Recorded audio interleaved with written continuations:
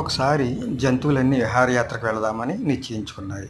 అవన్నీ ఒకచోట సమావేశమై ఎవరెవరు ఏమేమి ఫ్రూట్స్ తేవాలి అని అన్నీ నిర్ణయించుకుని మననాడు అవన్నీ కొన్న టైంకి ట్రైన్లో విహారయాత్రకు బయలుదేరాయి. అందరూ హుషారుగా ఉన్నారు. పులిమామ కూడా చక్కగా పాట పాడుకుంటుంది.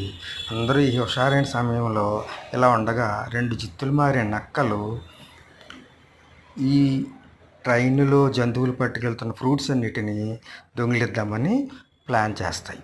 అందువల్ల ఆ ఫ్రూట్స్ ఉన్న గదిలోకి వెళ్ళి వాటిని దొంగిలిద్దామని ప్రయత్నిస్తూ ఉండగా ఒక ఏనుగు ఇది గమనించి వాటిని రెడ్ హ్యాండెడ్గా పట్టుకుంటుంది. రెడ్ హ్యాండెడ్గా పట్టుకున్నందువల్ల ఈ జంతువులన్నీ కూడా 2 నక్కలను ఒక చెట్టు దగ్గర కూర్చోబెట్టి అది పారిపోకుండా చూసి పోలీస్ మామకి ఫోన్ చేశాయి. పోలీస్ మామ అంటే ఎవరో కాదు, ఎలుగుబంటి వచ్చి ఆ 2 నక్కల్ని అరెస్ట్ చేస్తాయి.